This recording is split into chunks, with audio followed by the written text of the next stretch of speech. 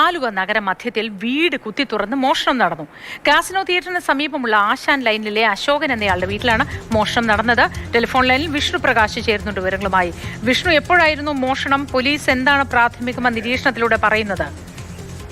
അമ്മൂട്ടി, മോഷണം സംബന്ധിച്ച് എന്നാണ് മോഷണം നടന്നതിൽ എന്നുള്ള കാര്യത്തിൽ ഒരു വ്യക്തത വരേണ്ടതുണ്ട്. കാരണം കഴിഞ്ഞ കുറച്ച് നാളുകളായി ഈ വീട്ടിൽ ആൾതാമസം ഉണ്ടായിരുന്നില്ല. ഈ കുടുംബനാഥനായിട്ടുള്ള അശോകൻ ജോലി ചെയ്യുന്നത് ആന്ധ്രയിലാണ്. അപ്പോൾ ഈ അശോകന്റെ അടുത്തേക്ക് ഈ കുടുംബാംഗങ്ങൾ പോയിരിക്കുന്നു. 1 മാസത്തോളമായി ഈ വീട് അടഞ്ഞു കിടക്കുകയായിരുന്നു എന്നുള്ളതാണ് ഇപ്പോൾ നമുക്ക് ലഭിക്കുന്ന വിവരം.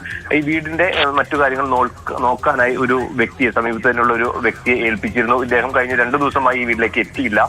തുടർന്ന് ഇന്ന് രാവിലെ ഇദ്ദേഹം വീട്ടിൽ എത്തുമ്പോഴാണ് വീടിന്റെ പിന്നിലുള്ള ഗ്രില്ല് തകർത്ത് കിടക്കുന്ന നിലയിൽ കാണുന്നത്. തുടർന്നായിരുന്നു പോലീസിനെ അറിയിക്കുകയും ഈ മോഷണ വിവരം പുറത്തറിയുന്നതും. ഏതായാലും പോലീസ് ഇപ്പോൾ സ്ഥലത്തെത്തി പ്രാഥമികമായിട്ടുള്ള അന്വേഷണം തുടങ്ങിയിട്ടുണ്ട്. ഇപ്പോൾ ഈ മോഷണം പോയ വസ്തുക്കൾ, അത് എന്തൊക്കെയാണ് മോഷണം പോയിട്ടുള്ളത് എന്നുള്ളതിലടക്കം ഒരു വ്യക്തത വരേണ്ടതുണ്ട്. ഇത് സംബന്ധിച്ചുള്ള വിവരം കൂടുതൽ വീട്ടുകാർക്ക് മാത്രമേ ലഭിക്കൂ. അതിനാൽ തന്നെ വീട്ടുകാർ എത്തിയ ശേഷം മാത്രമാകും എത്രത്തോളം മൂല്യമുള്ള അല്ലെങ്കിൽ എന്തൊക്കെ വസ്തുക്കൾ ഇത്തരത്തിൽ മോഷണം പോയിട്ടുണ്ട് എന്നുള്ള കാര്യം അറിയാൻ സാധിക്കുകയുള്ളൂ. ഏതായാലും പോലീസിന്റെ പ്രാഥമികമായിട്ടുള്ള അന്വേഷണമാണ് നടക്കുന്നത്. ഇത് ആലുവയുടെ തന്നെ നഗര മധ്യത്തിലാണ്, ഏറ്റവും ഹൈവേയോട് ചേർന്ന് തന്നെ, പ്രധാനപ്പെട്ട പാതയോട് ചേർന്ന് തന്നെയുള്ള ഒരു പ്രദേശമാണ് എന്നുള്ളതാണ് മനസ്സിലാക്കുന്നത്.